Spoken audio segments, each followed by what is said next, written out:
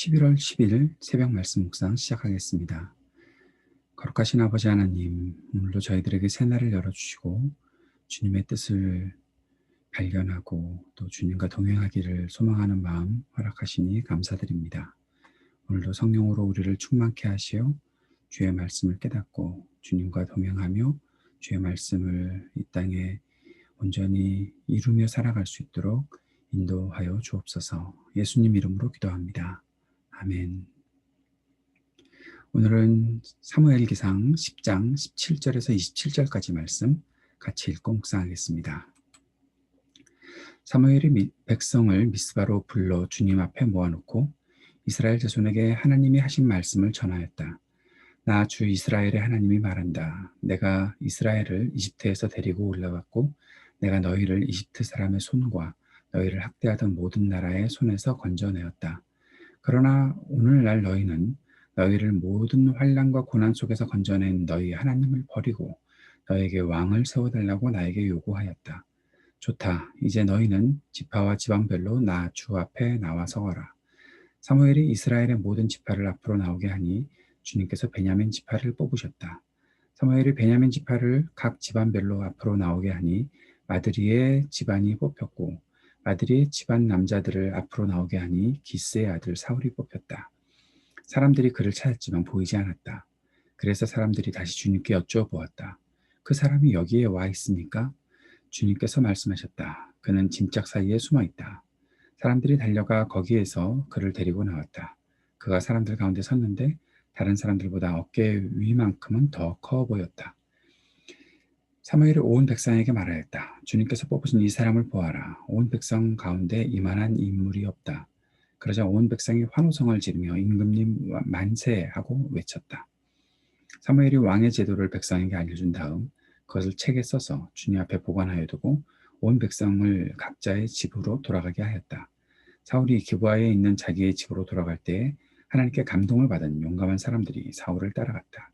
그러나 몇몇 불량배들은 이런 사람이 어떻게 우리를 구할 수 있겠느냐 하고 떠들면서 그를 업신여기고 그에게 예물도 바치지 않았다.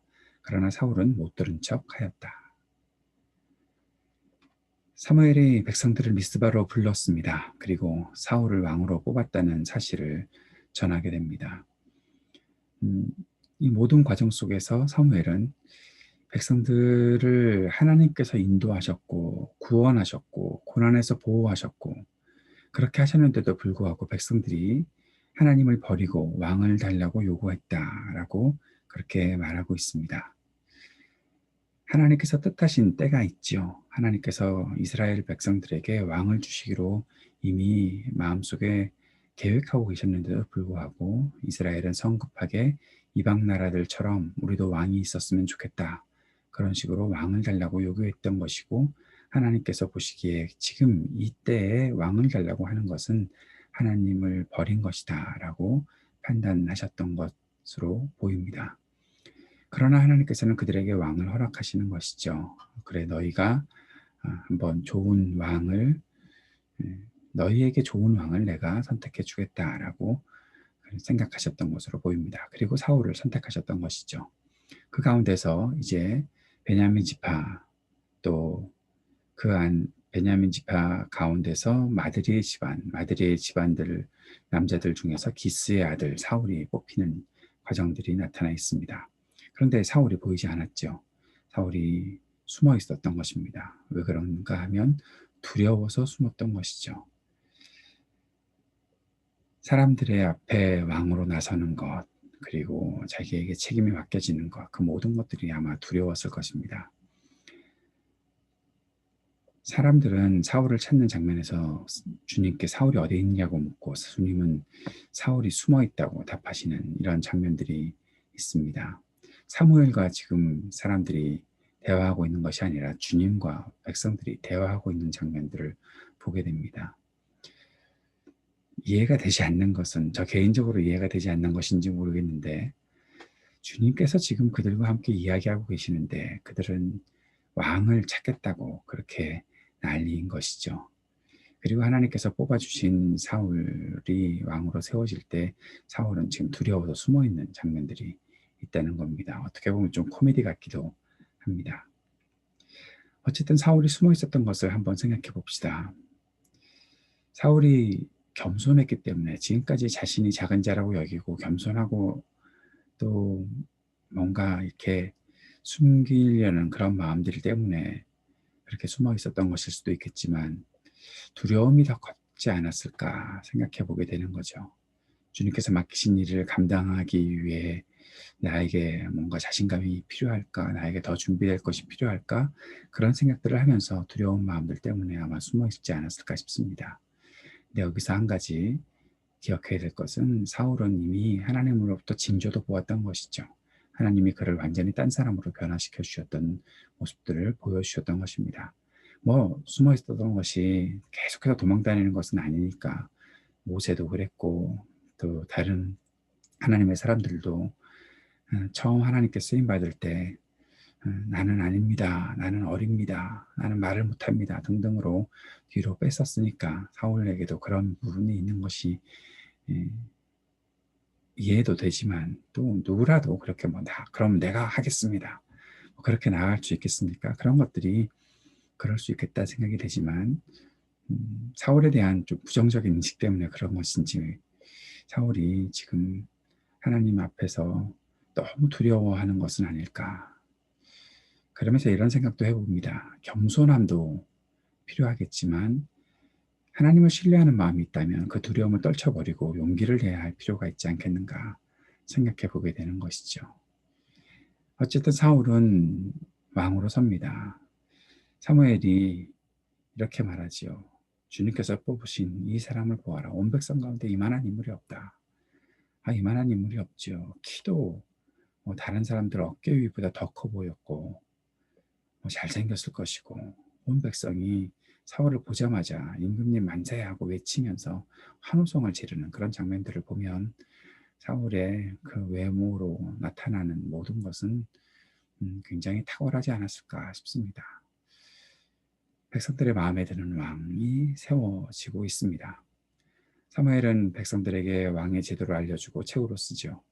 그리고 하나님께 감동을 받은 용감한 사람들이 사울을 따라가고 하는 장면들이 나타나 있습니다. 그런데 27절에 몇몇 불량배들은 사울을 무시했던 거죠.